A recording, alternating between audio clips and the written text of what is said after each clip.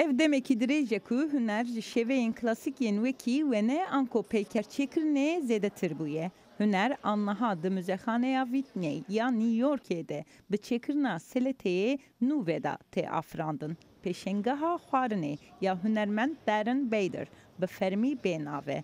Lê wekî fêkî sebze seleteya fêkiyan û sebzeyan jî tê binavkirin. Pêşengeh di 15 çileyê de hatiye vekirin.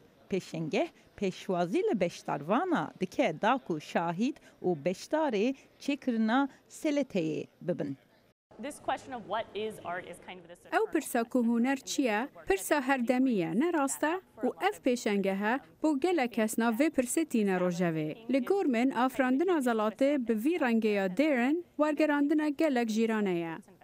Pêşengeh bi pêşandana fêkî û sebzeyên li ser darên spî dest pê dike. Karmendên muzexaneyê tên û tiştan hildidin da ku bibin aşxanê û seleteyek mezin çê bikin. Pêvajoya çêkirinê nêzîkî nîv saetê didome. Piştre seleteya ku tê afirandin tê pêşkeşkirina beşdervanan. û girêdandina fêkî û sebzeyên rengîn bi pirsgirêka av û hevayê bêguman rast e, Michel dibêje. Tiştê girîng di xebatên wisa da ev e ku dikare rewşa dema em tê da aniha bide berçavan. Ji ber vê yekê dibe ku tiştên ku xuya dikin ne bi hevra têkeldarin, bi afirandina hunerên wisa têkeldariyek zêdetir derdixîne holê. Darren Bader hunermendek navdar yê ku li New Yorkê dijîye.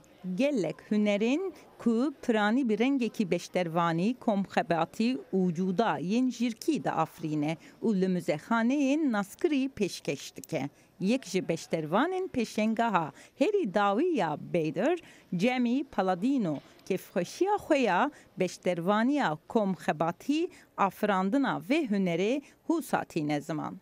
Me têkeliya xwe bi xwarinê re winda kiriye ji ber lezgîniya amadekirina wê û rihetiya wê. Pêwîst e ku em bi civatî û bi hevûdin re parve bikin. Xwarina xweş ya ku mirov dizanî ji ku tê bi hezkirin tê çêkirin. Pêşengeha fêkî sebze seleteya fêkî û sebzeyan heya 17 Şubat'a 2020 ew ê li muzexaneya Whitney were pêşandan.